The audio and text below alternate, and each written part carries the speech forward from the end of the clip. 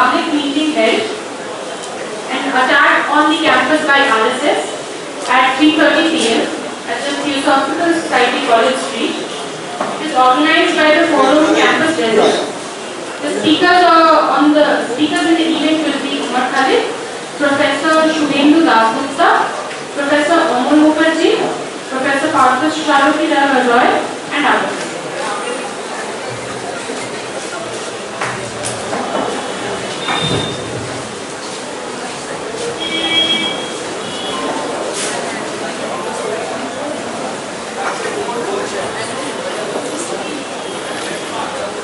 यहाँ जितने भी साथी हैं सबको अपनी तरफ से जय का सलाम पेश करना चाहूँगा।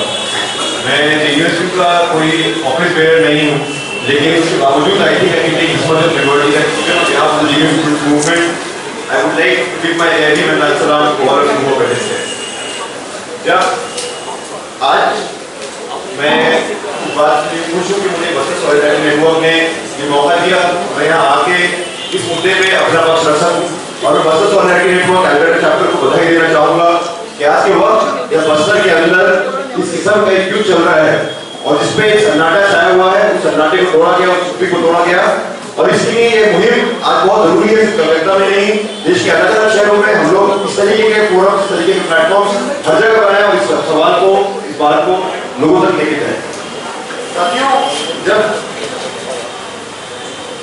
मैं यहाँ आ रहा था, आने से पहले एक न्यूज़ पढ़ी, हिंदुस्तान टाइम्स में आरएसएस की किसी स्पोक्सपर्सन ने एक स्टेटमेंट दिया कि उमर खालिद यहाँ आ रहे हैं तो हम उनको बहुत से सुनेंगे।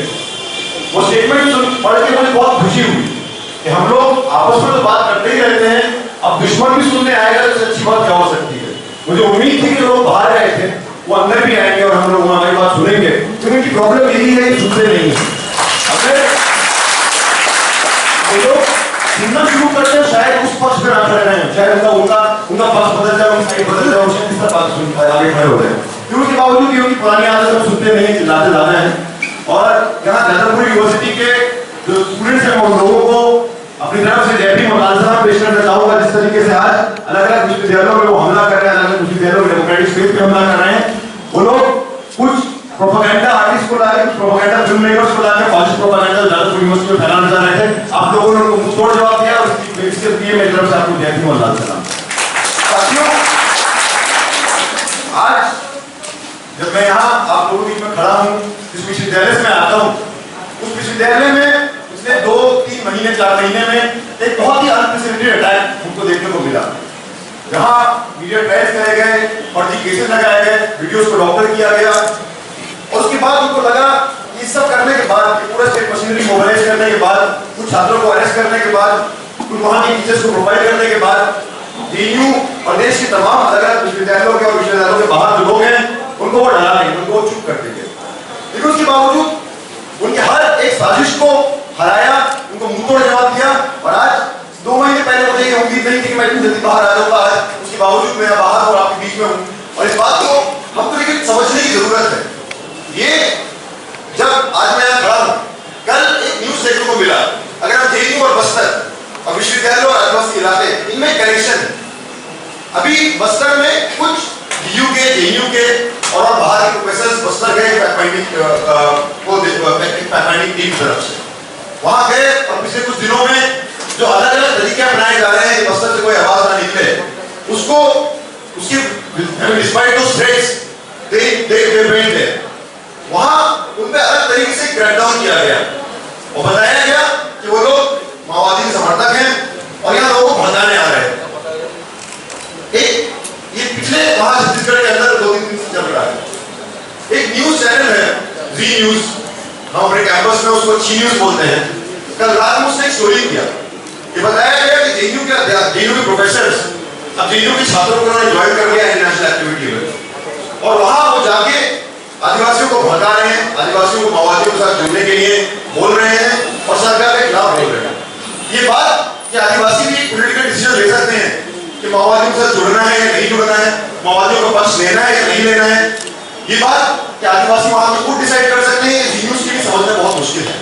हम जानते हैं जेएनयू के आका और जितने लोग बैठे हैं उन लोगों के लिए इस देश के दलितों का, इस देश के आदिवासियों का, इस देश के अल्पसंख्यकों का कोई पॉलिटिकल एजेंसी, कोई पॉलिटिकल माइंड नहीं है। उनको लगता है सिर्फ वही सोच सकते हैं और बाकी लोग नहीं सोच सकते। जो भी उनका एक क्रिटिकल स्टोरी किया गया, उसका कंक्लूजन बहुत इंटरेस्टिंग था। कंक्लूजन था कि अगर ये बात प्रूव होती है, मुझे पता नहीं वो अगर क्यों बोलते हैं कि पूरी स्टोरी में वो अपना जजमेंट नहीं देते हैं, तो ये जेयू के लिए एक फ्रेश ट्रबल है।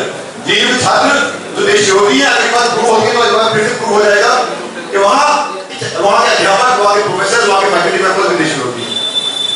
और ये रात में मैं एक बात सोच रहा था कि जेयू को टारगेट करना और बस्तर को टारगेट करना, अलग अलग विश्वविद्यालयों में आवाजों को दबाना छात्रों की, और कोई भी इंसान है, कोई भी छात्र है, कोई भी अध्यापक है, कोई भी डेमोक्रेटिक राइट्स एक्टिविस्ट अगर बस्तर में कुछ रिपोर्ट कर रहा है उसको दबाना, इसमें एक कनेक्शन है। जब हम विश्वविद्यालयों में अटैक की बात करते हैं, चाहे हमने एफटीआई में देखा, हमने एचयू में देखा, हमने जेयू में देखा, हम जादवपुर यूनिवर्सिटी में देख रहे हैं, और उसके खिलाफ लड़ भी रहे हैं, लेकिन एक चीज को हमको समझना पड़ेगा, the attack on the universities is part of the larger attack on the people of this country. The attack on the students is a part of the larger attack on the working mass of this country. सिर्फ और सिर्फ छात्रों पे attack नहीं किया जा रहा, छात्रों पे तो अटैक यही कर रहा है, एफटीआई में हमने देखा, एचयू में हमने देखा, जेयू में हमने देखा, लेकिन कुछ चीजें हैं जो यूनिवर्सिटीज पर अटैक होता है, उनको बहुत लाइमलाइट मिलती है, बहुत सारे और अटैक होते हैं जिसके बारे में कोई चर्चा नहीं की जाती। जब जेयू में हमला किया गया, वही समय था जब दिल्ली से पास में ही राजस्थान में होंडा फैक्ट्री के अंदर वहां के वर्कर्स पे बर्बर तरीके से लाठीचार्ज किया, कई लोगों को जेल में बंद किया। 2-3 साल हो गए हैं, माउली फैक्ट्री मजदूर आज भी जेल के अंदर है। आदिवासियों पर जो हमला किया गया, वही वक्त था जब सोरी में हमला किया गया, वही वक्त था जब बालिका सुब्रमण्यम में हमला किया गया, वही वक्त था जब जगदलपुर लीगर को वहां से निकाला गया और कुछ दिन बाद मेरा भटिया को निकाला गया। अगर हम अपने ऊपर जो अटैक है कुछ ब्रॉडर कॉन्टेक्स्ट में देखेंगे, तो कहीं ना कहीं हमारा प्रतिरोध है, जो कहीं ना कहीं हमारी लड़ाई है, उस लड़ाई को भी ब्रॉडर लड़ाई के साथ जोड़ के देखेंगे। और आज बहुत जरूरी है कि हम लोग अलग अलग विश्वविद्यालयों में पढ़ते हैं, वो लोग समझें the students movement that we are fighting right now, it's a very important battle, but it cannot be an end in itself. It's an opportunity to become part of the larger resistance that is going on. A resistance against corporate loot, a resistance against draconian laws, a resistance against Operation Green Hunt, a resistance against the likes of Kannuri and Mansala, a resistance against the likes of RSS, Narendra Modi, Praveen Gopadi and their likes. And if we put ourselves in this broad context, our fight will become much more meaningful fight. साथियों, अगर आज हम देखें operation green Hunt पिछले कई सालों से चल रहा है, कुछ बदला है पिछले कुछ सालों, पिछले 2 सालों में, और बहुत कुछ नहीं बदला है। क्वांटिटेटिवली कुछ नहीं बदला है, क्वांटिटेटिवली बहुत कुछ बदल गया है। आज बोला जा रहा है कि एयर स्ट्राइक्स का इस्तेमाल किया जाएगा, इसरो की सैटेलाइट इमेजरी का इस्तेमाल किया जाएगा, एयर स्ट्रिप बनाए जाएंगे, छत्तीसगढ़ में नहीं झारखंड में बोल रहे हैं हेलीकॉप्टर्स बोल के डाले जाएंगे, पैरामिलिट्री और भेज दी गई है। और वो सारी मुहिम जो मनमोहन सिंह की सरकार ने, होम मिनिस्टर ने शुरू किया, उनका अनफिनिश्ड एजेंडा, यूपीए 2 का अनफिनिश्ड एजेंडा यहाँ की मोदी लेड एनडीए सरकार ने उसको अपना लिया। आज अगर हम पिछले 10 सालों में इस वॉर को कंटेक्चुअलाइज करें, क्योंकि ये वॉर नई वॉर नहीं है, ऐसा कुछ नहीं हुआ जो पिछले 1-2 महीने में नया हुआ है। पिछले 10-15 सालों से, 10-15 के उससे भी ज्यादा, लेकिन खासतौर से पिछले 10 सालों में ये वॉर ने एक with time it is got only more and more going. 2005 में जब यूपीए 2 की सरकार आई, उस वक्त मनमोहन सिंह ने एक बहुत इनफेमस स्टेटमेंट दिया था। ये बोला था कि Naxalism is the single largest security threat in our country, and to counter this security threat we have to take measures. What was the context of that statement? What was the context of that statement was, around the same time when he made that statement, the government of India, the central government as well as the Chhattisgarh government had signed more than 350 memorandum of understanding with various corporations, with various multinational corporations, for mining aluminium, for mining coal, different kinds of things, bauxite mining, and they realized that paper पे तो हमने sign कर दिया है, deal sign हो गई है, लेकिन ये डील जब तक जमीन पे नहीं उतरेगी तब तक वहां के आदिवासियों को ना हटा दिया जाए। आप ये बात सोचिए, पिछले कुछ दिनों में हम लोगों को बहुत कुछ बोला गया, anti national, anti constitution, anti फलाना, एंटी धमका। यहाँ का संविधान बोलता है, यहाँ का संविधान का 5th शेड्यूल बोलता है कि the tribal lands cannot be given over to non-tribals। हम बात कर रहे हैं कुल ट्राइबल लैंड्स की, हम बात कर रहे हैं 5th schedule of Indian constitution.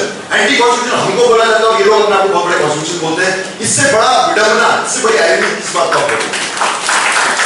2005 में जब ये स्टेटमेंट गिराया गया, जब वो डील साइन हुए, उस वक्त एक काम और उस वक्त की सरकार ने किया, अनाउंस करके नहीं किया, लेकिन सबको पता था, एक ओपन सीक्रेट था। सलमान जुगल को खड़ा किया गया। 600 से ऊपर गांवों को जलाया गया, गांवों को वहां से खाली किया गया, कई सारे लोगों को, कई सारे आदिवासियों को मारा गया। जो आजकल हम सुनने को मिल रहे हैं वो सारी चीजें उस दौरान हमको देखने को मिली। महिलाओं के साथ बलात्कार, गांव में गांव जला देना, हजारों लाखों आदिवासियों को माइग्रेट करके ST informal labour Andhra Pradesh Telangana जाना पड़ा। और जब ये सब चला लोग चुपचाप बैठ के वहां के आदिवासी इस तरीके से जब दमन हुआ है लोग लड़े हैं, चुपचाप बैठ के सर्वजुलूम को झेला नहीं उन्होंने, वो लोग उसके खिलाफ भी लड़े। सर्वजुलूम के हर एक अटैक को उन्होंने रेजिस्ट किया। तो उनको लगा सर्वजुलूम से काम नहीं हो रहा है। तो 2009 का समय था, चिदम्बरम की सरकार थी, उस सरकार ने ऑपरेशन ग्रीन हंट पूरा का पूरा एक लॉन्च कर दिया, पैरामिलिट्री को वहां उतार दिया। जब लोग सर्वजुलूम से लड़े थे, उससे पहले जमींदारों से लड़े थे, उससे पहले जमींदार यहाँ से लड़े थे, 1, 2 दोनों, आज उनके खिलाफ पैरामिलिट्री उतारा गया, पैरामिलिट्री से भी वो लोग लड़े। उनको लगा पैरामिलिट्री से भी काम नहीं हो रहा है और यूपीए सरकार उस तरीके से उस एजेंडा को सामने नहीं ले जा पाई जिसको ले जाना चाहिए था। तो कॉर्पोरेट घरानों ने जिनका बहुत डिग्री याद था और यूपीए सरकार, उस यूपीए सरकार को हटाया और वही सारे बड़े बड़े कॉर्पोरेशंस, नरेंद्र मोदी के लिए कैंपेन करना, इंडिया की कैंपेन करना, विकास की बात करना और बहुत कुछ एक स्ट्रॉन्ग विल्ड लीडर की बात करना, उनको हटा के इनको लाया गया। और ये लोग जब से आए हैं, पहला काम मोदी सरकार ने जो किया था वो था अराउंड 100 या 200, 100 या 110 क्लियरेंसेस जो पिछले 5-6 साल से अटके हुए थे, एनवायरमेंट क्लियरेंसेस और इस सारी चीजों को, उन सबको क्लियर किया और फायर पावर जंग में ऐड किया और वहां और पैरामिलिट्री और पुलिस और अब बोल रहे हैं वहां आर्मी कैंप बन रहे हैं, वहां एयरशिप्स बन रहे हैं। जब लोगों ने आपके लड़कों से लड़ा, जब लोगों ने जन जागरण अभियान से लड़ा, जब लोगों ने सर्वजुलूम से लड़ा, जब लोगों ने सीआरपीएफ से लड़ा, तो आप वहां आर्मी और एयरफोर्स भेज के लोग आर्मी और एयरफोर्स से भी लड़ना सीखे। आज ये लड़ाई है तो आदिवासियों की जल जंगल जमीन की लड़ाई है, सिर्फ उनकी जल जंगल जमीन की लड़ाई नहीं है। आने वाले दिनों में हमारे क्या समाज होगा? हम सारे लोग जो यहाँ बैठे हैं सिर्फ आदिवासी अपने लिए नहीं लड़ रहे, आदिवासी वहां हमारे लिए भी लड़ रहे। हम लोग आज अगर इस जिम्मेदारी को समझेंगे तो आज हम अपना सही चुनेंगे। साथियों, पिछले 10 सालों में ये एक और समय ऐसा है जब एक ग्लोबल लेवल पे इकोनॉमिक क्राइसिस चल रहा है। पूंजी को मुनाफा कमाने के लिए नए नए एवेन्यूज तलाशने पड़ रहे हैं और नए नए एवेन्यूज जब तलाशेगा तो उसको what we are seeing is a drive towards more and more militarization. ये जानते हैं ये सारे पॉलिसीज जनता के हित में नहीं है, ये जानते हैं ये सारे पॉलिसीज जनता इसको स्वीकार नहीं करेगी और इसीलिए जो आज हम बात कर रहे हैं, जो कमल शुक्ला ने बोला कि एक पुलिस स्टेट, एक मिलिट्री स्टेट की तरफ छत्तीसगढ़ बढ़ रहा है, उन इकोनॉमिक पॉलिसीज का ही नतीजा है कि आज समय आपको मिलिटराइज करना पड़ेगा। अगर आप बजट को देखें तो बजट में हर साल शिक्षा में हेल्थ में कटौती की जाती है और एक चीज में हर साल बढ़ोतरी की जाती है, वो है डिफेंस। अभी बात कर रहे हैं डिफेंस में एफडीआई को लेकर आना है। जो इजराइल और अमेरिका जो ग्लोबल लेवल पे आर्म्स डील करते हैं, उन लोगों को मुनाफा कमाना है, सिर्फ कंपनियों को नहीं, वो सारी वॉर मशीनरी और पूरा पूरा जो आर्म्स ट्रेड है उनको भी मुनाफा कमाना है। इसीलिए वो वहां जाके इस तरीके से एफडीआई को लाया जा रहा है। एक और बात, मोदी सरकार ने अच्छे दिन के वादों में ये बोला नौकरियां बढ़ेंगी, 2 साल हो गए हैं नौकरियां नहीं बढ़ी हैं। एक जगह आपको पूरी नौकरी मिल जाएगी, वो पुलिस और पैरामिलिट्री में। और वो चाहते हैं कि आज अगर आप पिछले कुछ दिनों में देखें हमारे खिलाफ जो प्रोपेगेंडा किया गया, उस प्रोपेगेंडा में ये बोला गया कि आप लोग जब नक्सली पुलिस को मारते हैं तो आप लोग उसका जश्न मनाए जाते हैं, सारी झूठ बातें। जब पैरामिलिट्री को मारते हैं तो आप जश्न मनाए जाते हैं। जब लांस नायक हनुमंता मारे तो आप कश्मीर में प्रोग्राम कर रहे थे। एक समय जब मैं वार्नर गोस्वामी शो में गया था, उन्होंने भी लांस नायक हनुमंता के बारे में बात करना शुरू किया तो वो कोई जवाब देना चाहता था, वो जवाब सुनना नहीं चाहते थे, तो उन्होंने वहां माइक बंद कर दिया। आज इस माध्यम से मैं उनको जवाब देना चाहूंगा। एक समय जब इतना propaganda lance Naik Hanumantha, military, soldier, CRPF, Indian army, एक समय सेल्फ डाउट में ऐसा लगा कि मैंने ही किसी लांस नायक हनुमंता को सीआरपीएफ जवानों को नहीं मारा, मतलब मुझको कंप्लेन किया जा रहा है कि ऐसा कुछ हुआ है। Lance Naik Hanumanka did not die out of enemy bullets. Lance Naik Hanumanka, we have to ask this question today.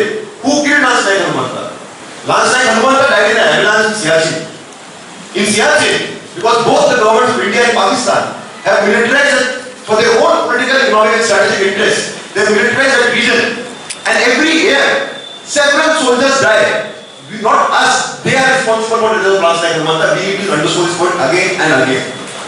एक बात, कश्मीर में पैरामिलिट्री, मिलिट्री, आर्मी और छत्तीसगढ़ में पैरामिलिट्री और पुलिस के साथ कुछ आंकड़ों को देखें तो नक्सलाइट मूवमेंट की तरफ से, कश्मीर में मिलिटेंट्स की तरफ से कम सोल्जर्स मरते हैं, डिप्रेशन में ज्यादा सोल्जर्स सुसाइड करते हैं, मलेरिया से ज्यादा सोल्जर्स मरते हैं।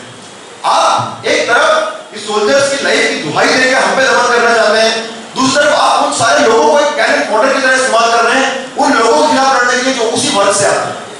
लेकिन इसमें एक क्वालिफिकेशन मैं जरूर देना चाहूंगा, सोल्जर्स वहां कर क्या रहे हैं, और जो जब अंग्रेजों का शासन रहा, अंग्रेजों ने 200 साल यहां शासन किया, तो अंग्रेजों ने मिलिट्री ब्रिटेन से नहीं लाया, यहीं से लोगों को रिक्रूट किया था, चाहे वो संताल हुल हो, चाहे वो मुंडा रेबेलियन हो, या ऐसे सैकड़ों रेबेलियन क्रश किए गए यहीं के लोगों के द्वारा। और जब लोग लड़े तो उनका ये राइट है, क्योंकि जॉर्ज बुश इराक नहीं जाएगा लड़ने के लिए, वहां के करीब अमेरिका वालों को लेकर भेजेगा। नरेंद्र मोदी छत्तीसगढ़ नहीं जाएगा, नरेंद्र मोदी कश्मीर नहीं जाएगा, नरेंद्र मोदी मणिपुर नहीं जाएगा, रमन सिंह और राजनाथ सिंह नहीं जाएगा, वहां अपने सैनिकों को भेजेंगे। और सैनिक जब जाके वहां गांव के गांव को जलाएंगे, सैनिक जब जाके वहां उनको इंप्यूरिटी दी जाएगी, आपको जो करना है वो कीजिए, और लोग भी लड़ेंगे और लोगों का अधिकार है। और आज के समय बहुत जरूरी है कि हम सारे लोग जो न्याय की बात करते हैं, जो इंसाफ की बात करते हैं, जो जज्बात खड़े हैं, उस लड़ाई के साथ उस लोगों के जल जगह जमीन और अपनी अस्तित्व को बचाने की लड़ाई के साथ आगे को खड़ा होना पड़ेगा। एक लिबरल लॉजिक में आज के समय हम दोनों साइड्स को ब्लेम करके we cannot solve for exit route. I mean, when people in power maintain themselves in power, breaking the laws that they have themselves established, like the schedule, peace must be considered already broken. They have broken the peace, and we are not here for some abstract peace, peace of the graveyard, the peace जो जिस तरीके से पूरे हमारे देश को एक पाकिस्तान बना देना चाहते हैं और बोलते हैं कि पीस। जब वो जी न्यूज का कल रिपोर्ट पढ़ रहा था, मैं तो जी न्यूज और रिपोर्ट देख रहा था, तो जी न्यूज एक एफआईआर जो वहां दर्ज हुई है, करती एफआईआर, उसको पढ़ के सुना रहा था। वो एफआईआर मतलब इतना स्केरी नहीं होता और वो उनका एजेंडा इतना स्केरी नहीं होता, हम सब बैठ कर उसमें हंसी सकते हैं। ये बोला गया कि इतने सालों बाद हमारे गांव में शांति आ रही थी, इतने सालों बाद हमारे देश में विकास आ रहा था, और ये नक्सली लोगों को समर्थक आके हमको फिर वहां धकेलना चाहते हैं जिससे हम बाहर निकल कर आए हैं। आज शब्दों का मतलब जो साथी वीरा भी बोल रहे हैं, सब शब्दों का मतलब बदल गया है। अगर आप काउंटर इंसर्जेंसी मैनुअल्स पढ़ें तो काउंटर इंसर्जेंसी मैनुअल्स आज के समय छत्तीसगढ़ में बात करते हैं, जो अमेरिका ने अफगानिस्तान में यूज किया, वो clear, hold and develop. What does this mean? Clear means clear the entire area of the Adivasis, burn their villages, rape their women, go after every dissenting voice, go after every democratic voice. What happened in Sri Lanka, replicate that. Hold that region by military force. Hold that region through satellite imaging. Hold that region through all kinds of entire military apparatus. And when they say develop, that means more and more capital investment and a certain kind of development which does not look at human dignity, which looks at everything of profit, and which wants to earn profit each and every avenue. आज जब हम लोग बात करते हैं कि पिछले 60 साल में बस्तर में, छत्तीसगढ़ में, झारखंड में, उड़ीसा में और बहुत सारी जगहों पे विकास नहीं पहुंचा, मैं इसे डिसएग्री करता हूं। विकास पहुंचा है, यही है विकास, जो विकास का मॉडल है उस विकास में यही होगा, क्योंकि आप विकास सिर्फ मुनाफे के लिए कर रहे हैं। आप विकास, आपने कभी इंसानों को इंसानों की तरह ट्रीट नहीं किया, आपने कभी आदिवासियों को एक्नॉलेज नहीं किया वो एग्जिस्ट करते हैं। आपने सिर्फ वो लोग जिनके पास दो वक्त खाने का नहीं है, वो लोग जिनके पास पहनने के लिए कपड़े नहीं है, जिस जमीन पे वो रहते हैं उस जमीन के नीचे की जो खनिज संपदा है वो अरबों करोड़ों रुपए की है, अरबों खरबों रुपए की है, और आपका विकास सिर्फ उस चीज को देखता है। तो development is not a solution, it's actually the problem. We have to challenge this development model, और वहां एक ऑल्टरनेटिव डेवलपमेंट, सस्टेनेबल डेवलपमेंट जो वहां के लोग प्रैक्टिस कर रहे हैं, उस चीज को भी आज को प्रमोट कर रहे हैं। साथियों, आज के समय अगर आप देखें तो हमारा देश एक मिलिट्री इंडस्ट्रियल कॉम्प्लेक्स तरफ बढ़ रहा है। सिर्फ और सिर्फ वो Soni Sori, Jagdalpur legal aid group, Malini Subramaniam और बस्तर के पत्रकार सिर्फ उनको ही अटैक नहीं कर रहे। अगर आज पिछले कुछ दिनों में यहाँ के मिनिस्टर्स का अगर आप जुडिशरी की तरफ बयान देखें तो वो दिखाएगा वो कितनी भयानक स्थिति बढ़ रही है। कुछ दिनों पहले एक दलित मजिस्ट्रेट सुकमा का उसको डिसमिस कर दिया जाता है। उसका क्या खाता था? जितने आप वहां के आदिवासियों को गलत केस में पकड़ के लेकर आते हैं, उनमें से कई लोगों से बेल दे दी, देख के का केस था baseless. The district magistrate of Sukma was dismissed from Sukma बोला गया कि ये आप एक रोड ब्लॉक है हमारे नेशनल सिक्योरिटी के लिए। कुछ दिनों पहले अरुण जेटली ने एक स्टेटमेंट दिया, ये बोला कि यहाँ की जुडिशरी को विकास की तरफ, विकास की राह में रोड़ा नहीं बनना चाहिए और इस बात को लेकर जुडिशरी को सोचना चाहिए। कुछ दिनों पहले जो नेशनल सिक्योरिटी एडवाइजर है अजीत डोभाल, उन्होंने एक मीटिंग किया सारे के सारे एमिनेंट सुप्रीम कोर्ट जजेस और चीफ जस्टिस ऑफ इंडिया के साथ, और ये बोला कि आने वाले दिनों में fight terrorism for national security, the security agencies and the judiciary needs to have a synchronized approach. I mean, nothing can be more dangerous than this. Because this is the government of the day. जो लोग हम लोगों को बोलते हैं हमको यहाँ की न्यायपालिका में भरोसा नहीं है और ये सब नहीं है, ओपनली थ्रेट कर रहे हैं जुडिशरी को, जो अरुण जेटली का बयान है। Fall in line, otherwise what happened to the Supreme Magistrate might happen to more judges. And it's a very dangerous situation that is there in front of us. अगर आप एक और चीज देखें, शब्दों का जैसे मैंने बोला, हमारे देश में जो अगर एक वॉर का सिचुएशन है, जो हम राइट टू डिसेंट की बात करते हैं और राइट टू डिसेंट के टर्म्स के बारे में बात करते हैं, हम ड्रैकोनियन लॉस के बारे में बात करते हैं, it's a logical consequence of that military war that's happening in the state of Bastar, and actually the theatre of this war every day is expanding. मतलब what we see in Bastar is a military onslaught, लेकिन एक दिन नहीं गुजरता, और मैं यहाँ सिर्फ रिपोर्टेड इंसिडेंट्स की बात कर रहा हूँ, एक दिन नहीं गुजरता जब आप मीडिया में कहीं नहीं पढ़ेंगे, you will not miss a single day where it will be reported that in some part, in some corner of this country, a Muslim, a Dalit, an Adivasi, a woman, or someone from an oppressed sexuality has not faced violence. एक दिन दिल्ली के अंदर कुछ मदरसा के students को मार दिया जाता है, बोल के भारत माता के बारे में नहीं बात करते, आप भारत माता की जय नहीं बोलते। एक दिन जाके जजेस को दिला दिया जाता है, और ऐसे एग्जांपल्स हैं, गिनाए एग्जांपल्स, बहुत सारे एग्जांपल्स हैं। और ये जो थिएटर ऑफ वॉर है, आज के समय में विश्वविद्यालयों को चुन गया फॉर एज वॉर जोन्स, और ये जो अलग अलग तरीके से लोगों की आवाजों को दबाना, यूएपी जैसे कानून से, छत्तीसगढ़ पब्लिक सिक्योरिटी जैसे कानून से, मकोका जैसे कानून से, और इंटरेस्टिंगली अगर मैं पिछले पॉइंट पे आऊं जो बात कर रहा था, एक तरफ जुडिशरी जो बात कर रहा है कि सिंक्रोनाइज्ड अप्रोच होना चाहिए इन सब चीजों को डील करने के लिए, वही दूसरी तरफ अगर आप वही सारे डिस्क्लोजर्स को भी देखें जो ओपनली बोल रही है जब से नई सरकार आई है, the NIA has told the public prosecutor to go soft on use for terror, and what she said many months earlier, we see a consequence of that when Sadhvi Pragya Thakur and many others have been given clean chit in charge. So it's a very dangerous situation. On the one hand, those convicted, those accused, and those responsible for rape, for mass murder, for fake encounters, they have been given a complete free run. Sadhvi Pragya को छोड़ा गया, कल्लूरी को रिइंस्टेट किया गया, गुजरात में जो ईश्वरजहां के हत्यारे हैं, ईश्वरजहां के फेक एनकाउंटर के रिस्पॉन्सिबल हैं, उन लोगों को सिर्फ रिइंस्टेट के बाद उनको प्रमोट भी किया गया। So this war, this brutal war has many faces, and we need to fight this back. We need to understand this onslaught in all its complexity. जब हम ड्रैकोनियन लॉस की बात करते हैं, जो मैं बात बोल रहा था, it's a logical consequence of the war that voice in this segment. They don't want people to stand up and speak and draw connections between you. Why did Rohit Vemula become such a big danger for the state, for the university administration and the BJP government, that they forced him into that situation? Because as a Dalit, he was not only speaking about Dalits. They will be very happy if Dalits spoke only about Dalits, Adivasis fought only for the Adivasi rights, Muslims fought only for Muslims, women, and other oppressed sexualities fought for their own rights. But the moment you start making connections, you become a very dangerous person. Rohit Vemula regained that danger. Because as a Dalit, he spoke against Muzaffarnagar. As a Dalit, he also spoke against the Hindu Yakunan. And they ensured that the entire state machinery was brought, and it led to what eventually we got to know. On 17th of January, he was supposed to commit suicide. It was no suicide, it was a murder.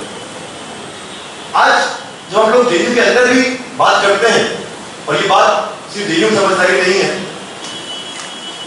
if we are facing a reduction in our scholarships, if we are facing a fee hike, we will fight back. But we also realize that all these measures are a logical consequence of neoliberal policies. The same policies which are also responsible for a drought-like condition in majority of the country. The same policies that are also responsible for the suicide of lakhs of farmers. And we make these connections. And that is why this entire state apparatus, एक तरफ छत्तीसगढ़ के अंदर वो बहुत सारे लोगों jail के अंदर बंद कर रहे हैं, छत्तीसगढ़ के बाहर गए पूरे देश को जेल बना दिया गया। एक थिएटर ऑफ द एब्सर्ड आप देख सकते हैं, एक 90% डिसेबल्ड प्रोफेसर दिल्ली यूनिवर्सिटी का, उसको 2 साल जेल के अंदर बंद कर दिया था। जब उसको जेल ले जाए जा रहे हैं तो 200 एंटी नक्सल फोर्स 200 आगे 100 पीछे उसकी गाड़ी के आसपास चल रहे हैं, वो डायरेक्ट भागना चाहिए।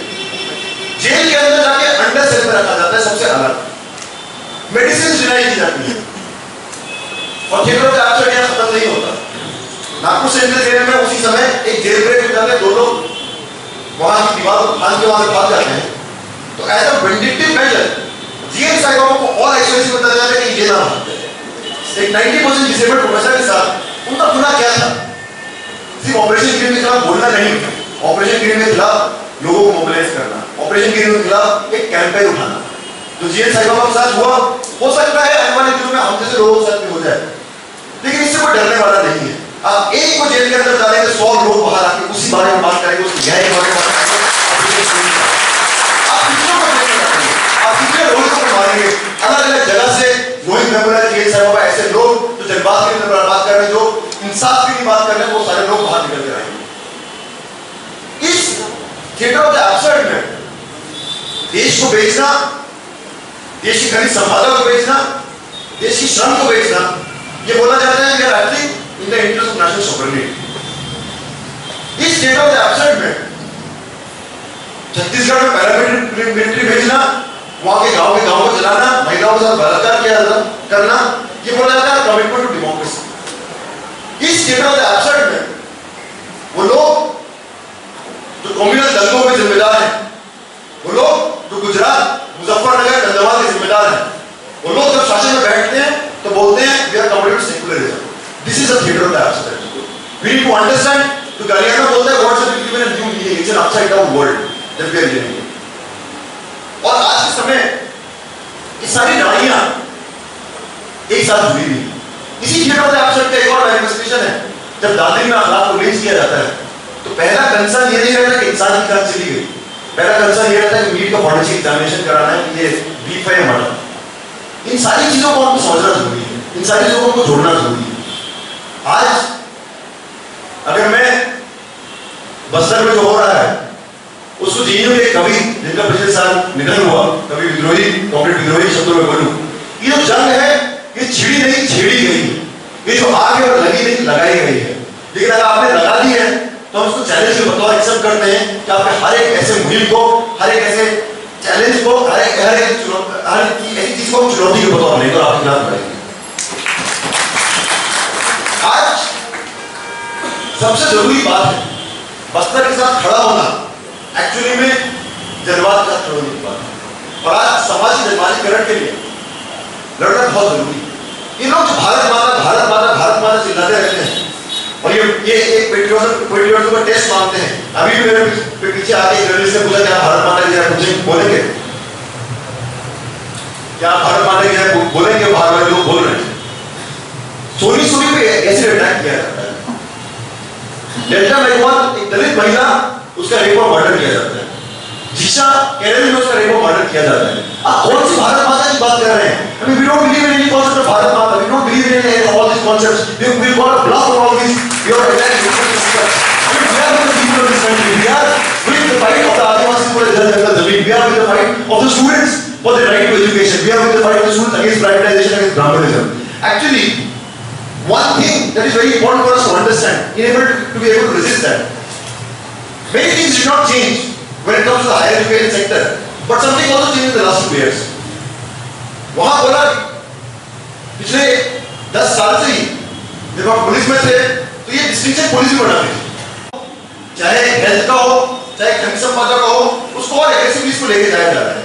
लेकिन साथ ही साथ एक ब्राह्मणवादी, हिंदुत्ववादी, फाशिवादी सोच को हमको जो थोपा जा रहा है, विश्वविद्यालयों का जो थोपा जा रहा है, विश्वविद्यालयों को बाहर थोपा जा रहा है, जंगलों में थोपा जा रहा है, आदिवासियों पे थोपा जा रहा है, महिलाओं पे थोपा जा रहा है, मुसलमानों पे थोपा जा रहा है, इस इडियोलॉजिकल चुनौती को हमको लेना बहुत जरूरी है। आज ये बात अरुण जेटली भी स्वीकार करते हैं कि जिन लोग जो उन्होंने जेएनयू के साथ किया और एचयू के साथ किया, this was an ideological war, an ideological, let me also add one more word, a psychological war that they build against. ये लोग जो अलग-अलग जगह जाके जब कुछ लोग बात करते हैं, प्रोटेस्ट करते हैं, they want to intimidate us, they want us because so much is happening and so many people are speaking about it, They want to ensure that people go back into silence. But it's very important that we realize what it is. These are just mind games. These are people who are cowards. I mean, they have absolutely no support amongst the people. They may be in a majority in the government. They may have all the police, all the state apparatus. But they cannot tolerate the fact that people can question them. They cannot tolerate the fact that people see through them. And that's why they resort to all these kind of things. So the entire media trial, the entire all these जो होता रोज करते रहते हैं, इसको हमको समझने की जरूरत है. सिर्फ और सिर्फ ये माइंड गेम इनटू जो इन्होंने कल अर्चना प्रसाद और इंदिरा सुंदर साथ किया, सिर्फ और सिर्फ इसीलिए किया. वो नहीं चाहते कि और लोग बस्तर जाए, और लोग जाकर बस्तर के बारे में बात करें. आज इस हॉल में जितने भी लोग हैं, वहाँ रमन सिंह और कंडूरी के मुंह में बहुत बड़ा तमाशा है कि आज यहाँ इस देश में, इस शहर के अंदर और आने वाले शहर के बाहर हम बस्तर से ऑपरेशन यूनिट के खिलाफ, उसे बस्तर से नहीं, छत्तीसगढ़, झारखंड में, उड़ीसा में जहाँ जहाँ चल रहा है उसके खिलाफ बोलेंगे. साथियों, अंत में बस मैं एक बात बोलना चाहूंगा. एक और सवाल जो बार-बार पूछा जा रहा है, आप तो जीयू में पढ़ते हैं, आप में कई लोग जलनपुर यूनिवर्सिटी में पढ़ते हैं या अलग अलग यूनिवर्सिटी में बंगाल में पढ़ते हैं या यूनिवर्सिटी से बाहर हैं. आप लोग का बस्तर से क्या रिश्ता है? जब मैं जेल में था तो वहां पुलिस पूछती थी आपको कश्मीर से क्या रिश्ता है. जेल के अंदर मैंने जवाब नहीं दिया, ये सोचा जवाब दूंगा शायद पुलिस ऊपर मार देगा, तो वहां टेक्निकली चुप रहा. लेकिन आज जवाब देना चाहूंगा कि हम सब लोगों का बस्तर से और कश्मीर से क्या रिश्ता है. हम सब लोगों का बस्तर और कश्मीर से इंसानियत का रिश्ता है. हम सब लोगों का बस्तर और कश्मीर से दर्द का रिश्ता है, और हम सब लोगों का बस्तर और कश्मीर से संघर्ष का रिश्ता है. और इस संघर्ष को हमको आने वाले दिन में आगे लेकर जाना है.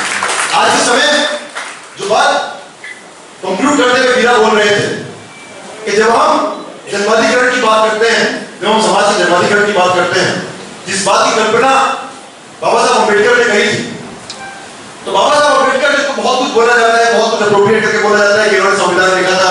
अगर आप कोई भी सवाल उठाते हैं तो वो संविधान के खिलाफ, बाबा साहब के खिलाफ है.